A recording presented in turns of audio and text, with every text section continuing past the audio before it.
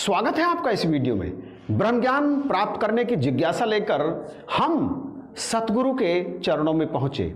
सतगुरु ने हम पर दया करके हमें ब्रह्म ज्ञान की दात दे दी। तो क्या सतगुरु से इस ज्ञान को लेकर हम ज्ञानी बन गए? क्या हम ब्रह्म को जान गए? क्या इस ब्रह्म ज्ञान को प्राप्त करके हम ब्रह्म ज्ञानी हो गए? आज के वीडियो में हम इसी पर बात करेंगे। दास है नरेश और आप देख रहे हैं यूट्यूब चैनल यही है सच।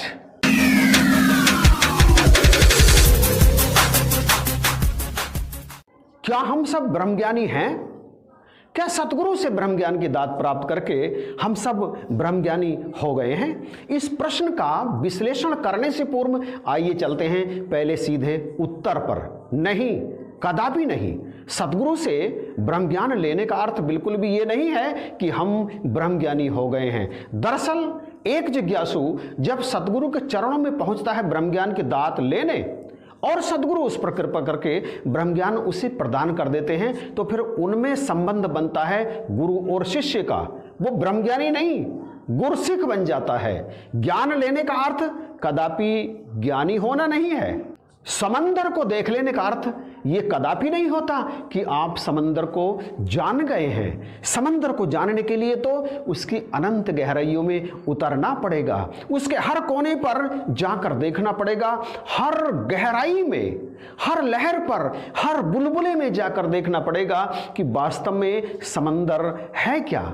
इस ब्रह्म ज्ञान की दात को सतगुरु ने हमें दे दिया तो हमें केवल इसकी जानकारी हो गई। जानकारी होने का अर्थ कदापि ज्ञानी होना नहीं है। ब्रह्म ज्ञानी होना तो बिल्कुल भी है ही नहीं। ब्रह्म ज्ञानी तो वह है जो ब्रह्म को जानता है, जो खुद ब्रह्म है। ब्रह्म ज्ञानी का सकल आकार, ब्रह्म ज्ञानी आप निरंकार। और जानते हैं आप ब्रह्म ज्ञानी कौन है?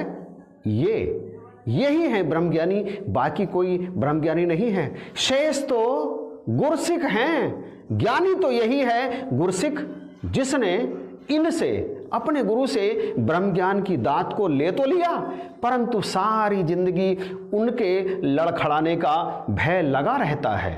उनका ब्रह्म पर एतबार पल पल डोलता रहता है। जरा सा दुख आता है भटक जाते हैं, डोल जाते हैं। जरा सी परेशानी आ जाती है भटक जाते हैं, डोल जाते हैं। पल पल उनकी मांग बनी रहती है।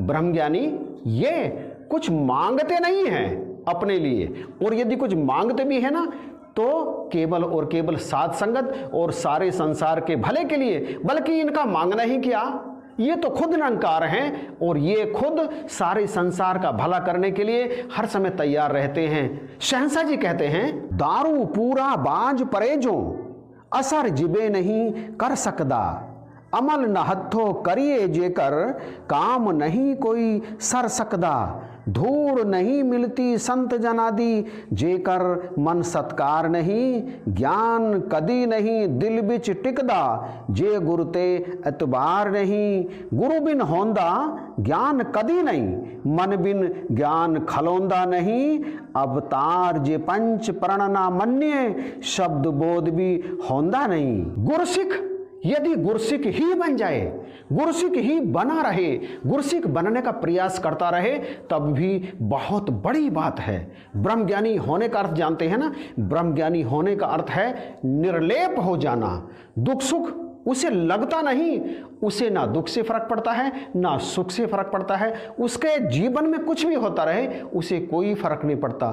निंदा वो जानता ही नहीं, नफरत वो जानता ही नहीं, बैर वो जानता ही नहीं। किसी के प्रति उसके अंदर कभी गलत भावना आती नहीं। वो सारे संसार को ईश्वर रूप ही मानता है। वो इंसान तो इंसान, दूसरे प्राणियों में भी, कुत्ते बिल्ली जलचर थलचर नभचर सबको, यहाँ तक कि जड़ चेतन सभी को वो एक ही नज़र से देखता है।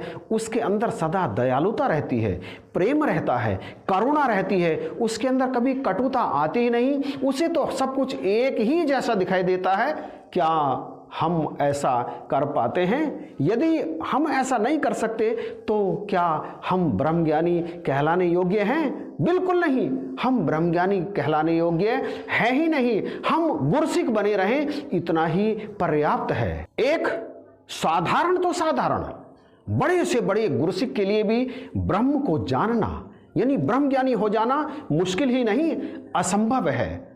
उपनिषद इस बारे में क्या कहते हैं, ध्यान से सुनिएगा। यस्या मतम तस्य मतम मतम यस्य न वेद सह अभिज्ञातम विज्ञानताम विज्ञातम विजानताम। ब्रह्म जिसको ज्ञात नहीं है उसी को ज्ञात है, और जिसको ज्ञात है वह उसे नहीं जानता, क्योंकि वह जानने वालों का बिना जाना हुआ है और न जानने वालों का जाना हुआ है, क्योंकि अन्य वस्तु के समान दृश्य ना होने से वह विषय रूप से नहीं जाना जा सकता। जो कहता है कि मैं ब्रह्म को जानता हूं, दरअसल वो झूठ बोलता है, वो ब्रह्म को जानता ही नहीं। और जो कहता है कि मैं ब्रह्म को नहीं जानता, वही सच बोलता है, क्योंकि वही ब्रह्म को जानता है। केनोपनिषद में एक अन्य स्थान पर जो लिखा है, आप उसे भी बड़े ध्यान से सुनिएगा। नाहम मन्ये सुबे देती नोने बेदेती वेद चा यो नस्त द्वेद तद्वेद नोने बेदेती वेद चा।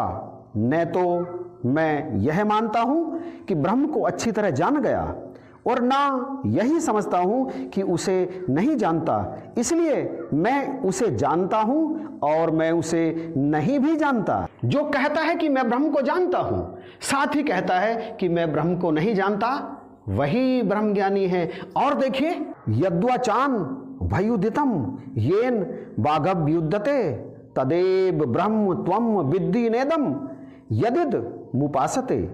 जो वाणी से प्रकाशित नहीं है, किंतु जिससे वाणी प्रकाशित होती है, उसी को तो ब्रह्म जान। ब्रह्म क्या है, इस पर केनोपनिषद कहता है जो वाणी से प्रकाशित नहीं है, अर्थात वाणी जिसके विषय में कुछ नहीं कह सकती और जिससे वाणी प्रभावित है, दूसरे शब्दों में जिसकी वजह से वाणी बोलती है, जुबान बोलती है, वह ब्रह्म है, उसी को तो ब्रह्म जान। यन मनसा न मनुते ये ना हुर्मनो मतम तदेव ब्रह्म त्वम विद्धि नेदम यदिद मुपासते।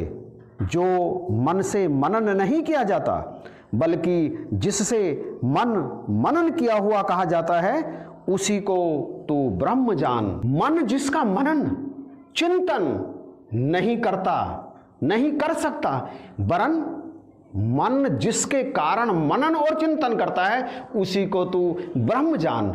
अन्यंत्र लिखा है, जिसके होने से कान सुनते हैं, जिसके कारण नासिका सुगंध ग्रहण करती है, आंखें देखती है, जिसके कारण तू उसको ब्रह्म जान। और ये सारे काम केवल सतगुरु करते हैं, गुरसिक से तो ये काम कभी हो ही नहीं सकते, इसलिए ब्रह्मज्ञानी गुरसिक कभी हो ही नहीं सकता। ब्रह्म की अनुभूति होना, इसका एहसास होना, ये एक अलग विषय है, परंतु इसे जानना ये बिल्कुल पृथक विषय है, और इसे जानते हैं केवल सतगुरु। इसके ज्ञानी हैं केवल सतगुरु, क्योंकि सतगुरु ही ब्रह्म है, इसलिए सतगुरु ही है ब्रह्म ज्ञानी। इस वीडियो पर आपके कमेंट का दास को बेसब्री से इंतजार रहेगा, कीजिएगा जरूर। पसंद आया तो लाइक जरूर कीजिएगा और इसे शेयर करना बिल्कुल भी मत भूलना। और यदि अभी तक आपने इस चैनल को सब्सक्राइब नहीं किया है तो प्लीज़ सब्सक्राइब करके इस बेल आइकन को प्रेस कर दीजिएगा। इन्हीं शब्दों के साथ जय हिंद।